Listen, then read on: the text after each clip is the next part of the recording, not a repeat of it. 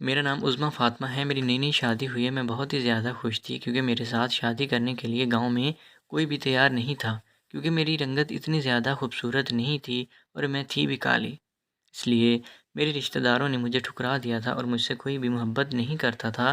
میرے باقی سارے بہن بھائی گورے چٹے خوبصورت اور حسین و جمیل تھے، بس میری رنگت ہی کالی تھی۔ اب میں کیا کر سکتی ہوں، کالی رنگت بھی اللہ نے ہی بنائی ہے، اور سب سے زیادہ میرے بہن بھائیوں میں میرے ہی نئے نقش خوبصورت تھے۔ اس لیے مجھے اپنے گاؤں میں ایک لڑکے سے محبت ہو گئی جس کا نام اکمل علی تھا۔ اکمل علی مدرسے میں پڑھائی کیا کرتا تھا، وہ حفظ قرآن بھی تھا۔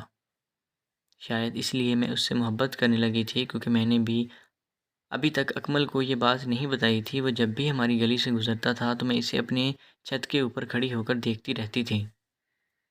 ایک دن اکمل ہماری گلی سے گزر رہا تھا تو میرے گھر والے شہر گئے ہوئے تھے اور ہمارے گھر میں کوئی بھی نہیں تھا۔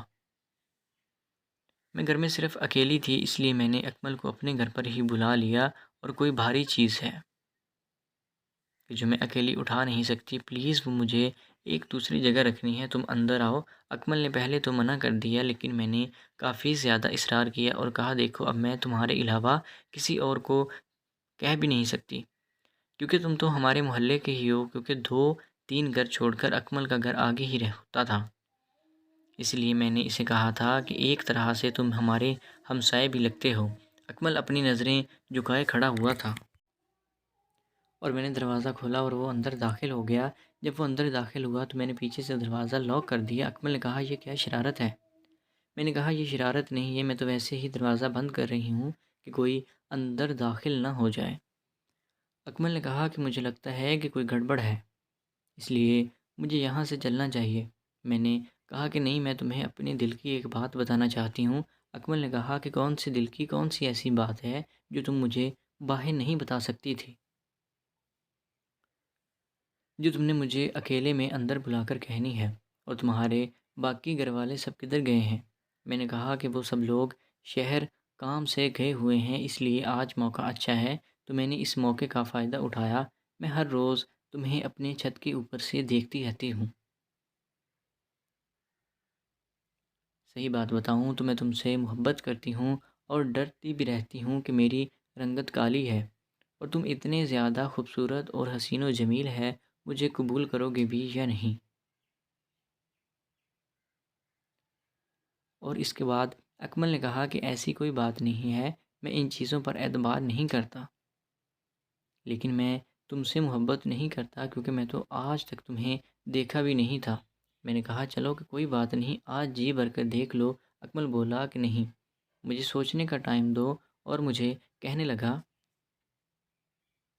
کہ تمہیں ایک بات بھی بتانی ہے، کیونکہ اکمل ہمارے محلے میں ہی نئے نئے شفٹ ہوئے تھے۔ میں نے کہا کہ چلو ٹھیک ہے، تو میرا موبائل نمبر لے لو۔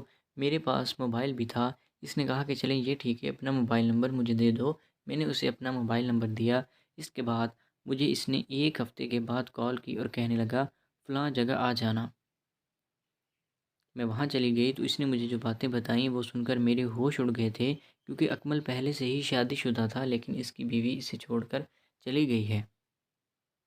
جب اکمل نے اپنا سارا واقعہ بتایا تو میں بہت ہی زیادہ پریشان ہو گئی تھی۔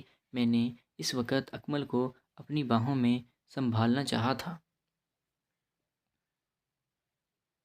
لیکن کیا کرتی، سب لوگ ہمیں دیکھ رہے تھے۔ خیر میں نے اکمل کو دلاسا دیا اور کہا کہ اگر تم چاہتے ہو تو میں اپنے گھر بات کرتی ہوں۔ اس نے کہا کہ ٹھیک ہے، دیکھ لو، اگر تمہیں اچھا لگتا ہے تو مجھے کوئی اعتراض نہیں ہے۔ میں نے گھر میں اپنے والدہ سے بات کی تو میری والدہ نے کہا بیٹا اگر ایسی بات ہے تو میں تمہارے ابا سے بات کرتی ہوں، اگر اسے کوئی اعتراض نہ ہوا تو پھر ہم یہ رشتہ کر لیں گے۔ میری والدہ نے اپنی خالہ سے بات بھی کی تھی، تو خالہ نے کہا کہ دیکھ لو بہن، زندگی میں یہ حساب کتاب تو ہوتے رہیں گے، مجھے تو لڑکا اچھا لگا ہے۔ میری والدہ نے کہا کہ چلے ٹھیک ہے، پھر ایسے ہی اکمل کے ساتھ میری شادی کر دی گئی تھی۔